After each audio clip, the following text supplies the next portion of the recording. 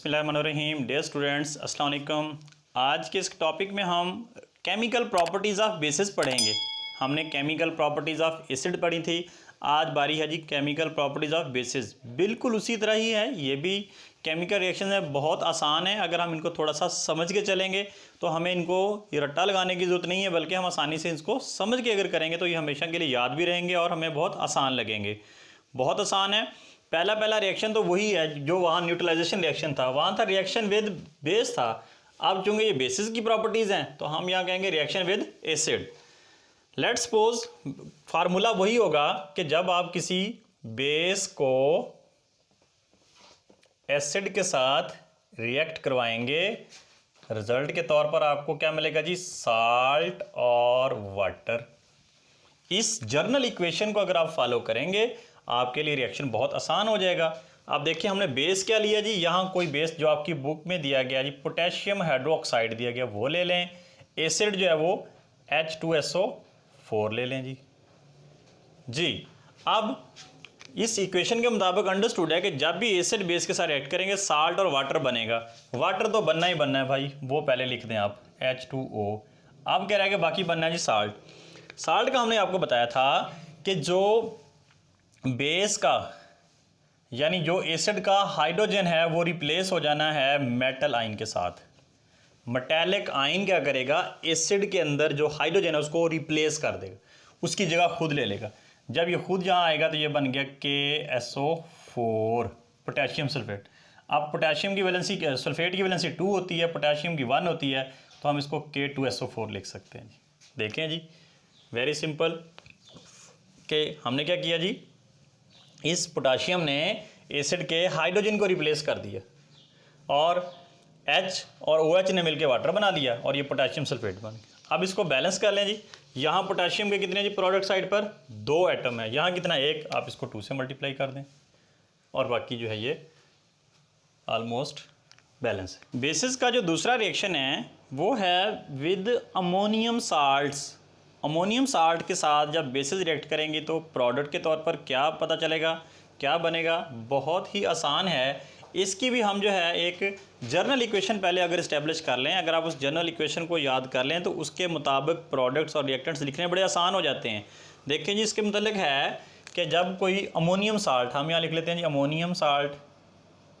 Ammonium salt वो होते हैं जिनके अंदर NH4 हो।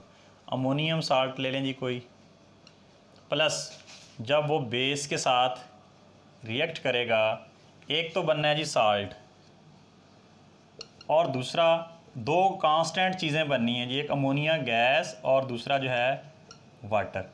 ज़रा याद करें जब हमने chemical properties of acid discuss की थी, वहाँ पर जब कार्बोनेट और बाइकार्बोनेट के साथ रिएक्ट किया था एसिड ने तो 2 प्रोडक्ट कांस्टेंट थे, यानी कार्बन डाइऑक्साइड और वाटर।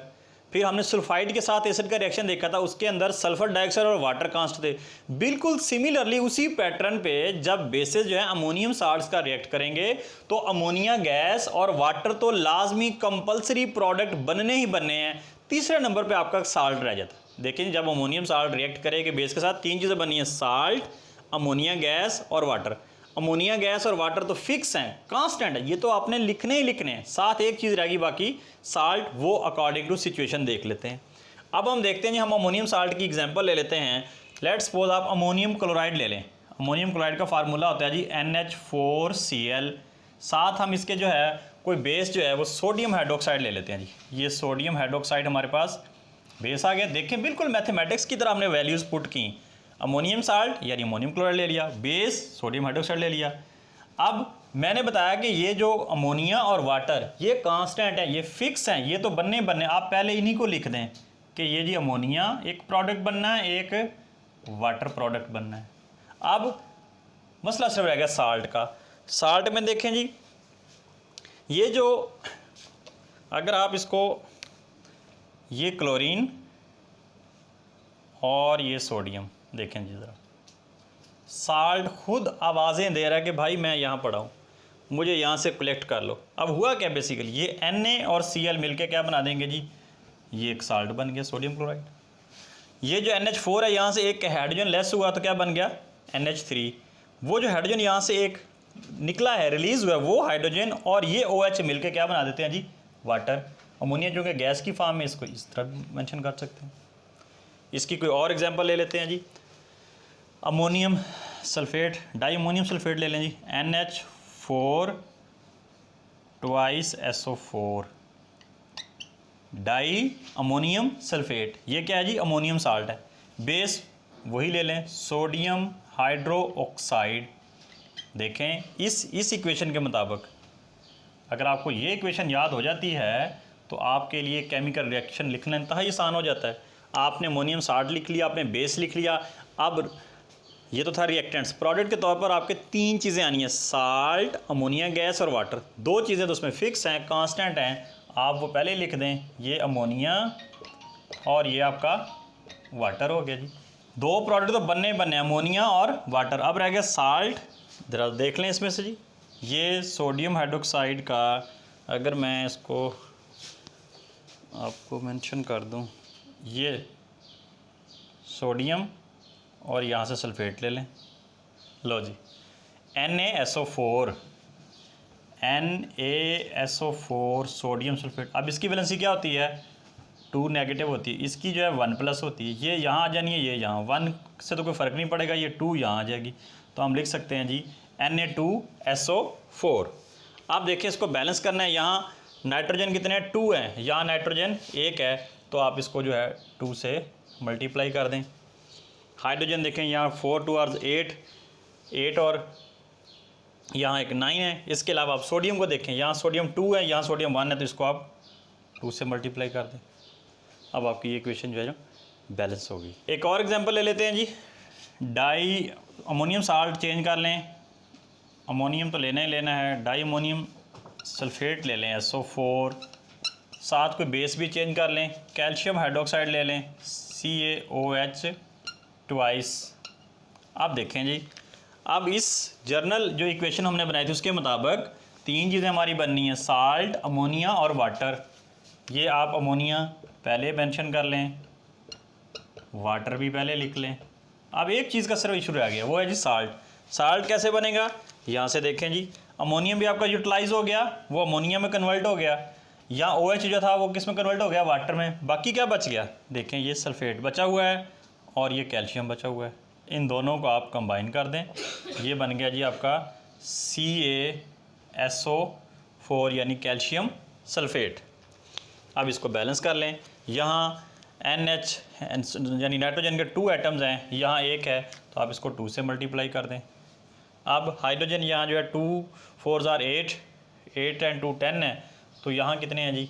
2 और ये 3 2 और 6 8, तो आप इसको भी 2 से मल्टीप्लाई कर दें, तो ये 2 वाटर हो जाए। इस तरह आपकी ये केमिकल इक्वेशन बैलेंस होगी। नेक्स्ट है जी हमारे पास तीसरा रिएक्शन है जो केमिकल प्रॉपर्टीज़ ऑफ बेसिस में, वो बड़ा इंपॉर्टेंट है। That is called precipitation of hydroxides. Hydroxides की प्रेसिपिटेशन के मतलब कहता है when alkalis precipitates insoluble hydroxide when added to a solution of salt of heavy metals such as copper, iron, zinc, lead and calcium।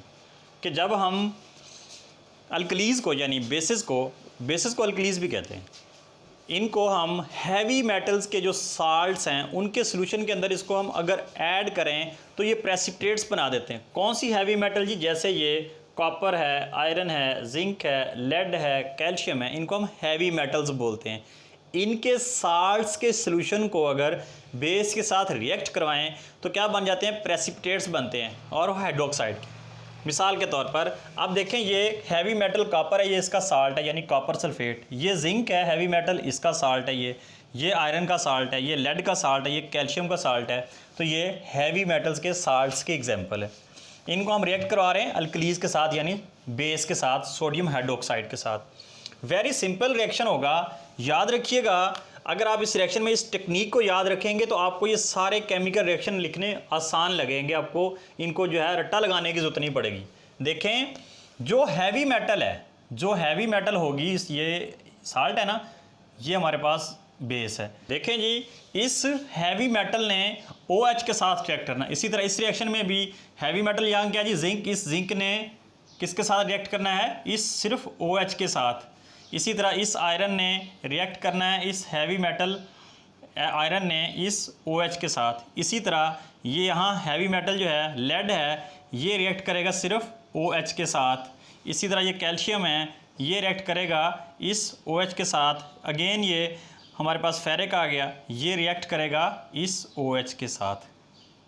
बड़ा simple और बड़ा एक ही pattern है इनके रिएक्शंस का। अब देखें, जब ये कॉपर जो है इस हाइड्रोक्साइड के साथ रिएक्ट करेगा तो हमारे पास क्या बनेगा जी, एक ये हैवी मेटल यानी कॉपर आ गया, साथ इसका हाइड्रोक्साइड आना है OH। अब कॉपर की वैलेंसी क्या होती है जी 2, कॉपर की वैलेंसी क्या होती है 2, तो हाइड्रोक्साइड की वैलेंसी होती है 1, यानी यहाँ कॉपर की वैलेंसी 2+ होती है, ये 1- होती है। 1 यहाँ नहीं चाहिए थी, वो हम लिखते नहीं हैं, ये 2 है कॉपर की, ये यहाँ चली जाएगी, तो हम ये लिख देते हैं CuOH ट्वाइस। ठीक है, कॉपर हाइड्रो ऑक्साइड, ये एक्चुअली प्रेसिपिटेट्स बन जाते हैं, ये उस सोल्यूशन के अंदर सेटल डाउन हो जाते हैं। इसी की बेस पे इनका नाम रखा गया जी प्रेसिपिटेशन ऑफ हाइड्रो ऑक्साइड, कि हाइड्रोक्साइड का क्या बन गया जी, प्रेसिपिटेट्स बन गए। अब देखें यहाँ पर ये कॉपर भी आपका इस्तेमाल हो गया, ये हाइड्रोक्साइड भी इस्तेमाल हो गया, बाकी क्या बच गया, ये SO4 सल्फेट और ये सोडियम और सल्फेट, ये दोनों मिलकर एक साल्ट बना देंगे NaSO4। अब फिर वही वैलेंसी का चक्कर, सल्फेट की वैलेंसी होती है 2-, सोडियम की होती है 1+। ये 1 यहाँ जानी उससे कोई फ़र्क नहीं पड़ेगा, ये 2 यहाँ आ जाएगी, तो ये यूँ Na2SO4 बन जाएगा, यानी सोडियम सल्फेट। और ये जो हमारे पास कॉपर हाइड्रोक्साइड बना है, ये ब्लू कलर के प्रेसिपिटेट्स बनेंगे। किस कलर के जी, बाज़ का एग्जामिनर MCQs में पूछ लेता है कि the colour of precipitates of copper hydroxide is blue, white, red, brown, जो भी आगे इस तरह, तो आप ये इसके कलर भी याद रखें। अब देखें अगले रिएक्शन में हैवी मेटल हमने कहा था किसके साथ रिएक्ट करेगी जी, हाइड्रोक्साइड के साथ प्रेसिपिटेट्स बनाएगी। ये देखिए, ये जिंक इस हाइड्रोक्साइड के साथ, ये Zn और ये OH। अब जिंक की वैलेंसी क्या होती है +2, ये यहाँ आ जाएगा जी, ट्वाइस बन जाएगा जिंक हाइड्रोक्साइड। बाकी क्या बचा हुआ यहाँ देखें, ये क्लोरीन और ये सोडियम, इन ये दोनों आपस में मिलकर बना देंगे जी NaCl।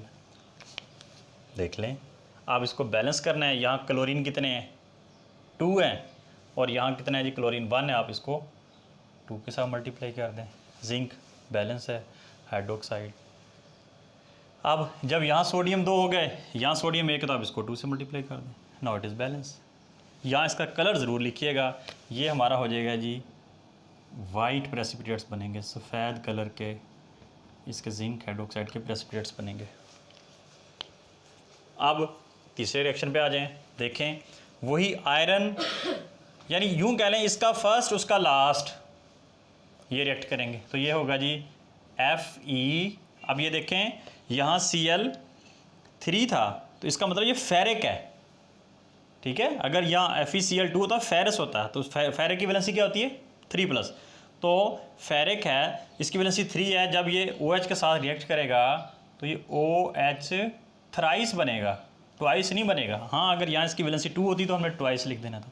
तो ये ब्राउन कलर के प्रेसिपिटेट्स बनेंगे जी, किस कलर के जी, ब्राउन प्रेसिपिटेट्स। प्रेसिपिटेट्स को एब्रीविएट करके PPT लिख देते हैं हम। अब जी देखें, ये Fe तो उसके साथ OH के साथ रिएक्ट करके ये बन गया।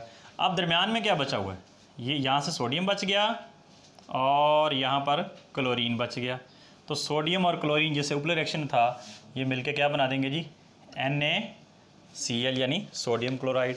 अब आपने बैलेंस करना है, यहाँ क्लोरीन 3 है, आप इसको 3 से मल्टीप्लाई कर दें। अब सोडियम इधर 3 हो गए, इधर 3 करने, तो आप इसको भी 3 से मल्टीप्लाई कर दें, आपकी इक्वेशन बैलेंस हो गई।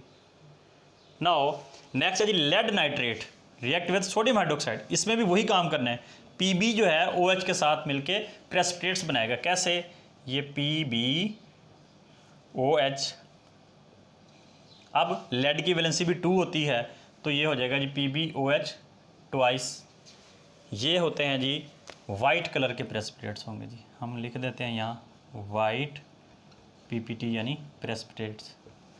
बाकी क्या बनेगा देखें जी, ये यहाँ सोडियम बच गया, और ये क्या बच गया जी, नाइट्रेट। ये दोनों आपसे मिलके सोडियम नाइट्रेट NaNO3। आप देखें इक्वेशन को बैलेंस करने के लिए, यहाँ नाइट्रोजन 2 थे तो यहाँ नाइट्रोजन 1 है, तो आप इसको 2 से मल्टीप्लाई कर दें और नाइट्रेट भी 2 हो गया जी, लेड 1 ही था, बस ये इक्वेशन बैलेंस है। सिमिलरली नेक्स्ट हमारे पास कैल्शियम क्लोराइड है, हैवी मेटल का साल्ट क्या जी, calcium chloride, react with the base. अब कैल्शियम ने तो रिएक्ट करना है किसके साथ, OH के साथ, ये बन गया CaOH। चूँकि कैल्शियम की वैलेंसी 2 होती है, ये ट्वाइस बन जाएगा। तो ये भी वाइट कलर के प्रेसिपिटेट्स होते हैं जी। ये कौन से कलर के हैं जी, वाइट प्रेसिपिटेट्स हैं जी। अच्छा जी, बाकी क्या बच गया, इधर से देखें ये क्लोरीन और इधर से सोडियम। जब सोडियम और क्लोरीन आपस में मिलें तो क्या बनाएंगे जी, कॉमन साल्ट यानी सोडियम क्लोराइड। अब यहाँ क्लोरीन 2 हैं, इधर 1 है, तो आप इसको 2 से मल्टीप्लाई कर दें, बाकी इक्वेशन आपकी बैलेंस है। लेकिन सोडियम 2 हो गए तो आप इसको भी 2 से मल्टीप्लाई करेंगे। इस तरह इसमें भी 2 था भाई यहाँ, ठीक हो गया जी। अब आखिरी रिएक्शन रहेगा जी, iron sulphate react with sodium hydroxide. Iron जो है Fe जो है OH के साथ रिएक्ट करेगा, तो ये बन जाएगा जी FeOH।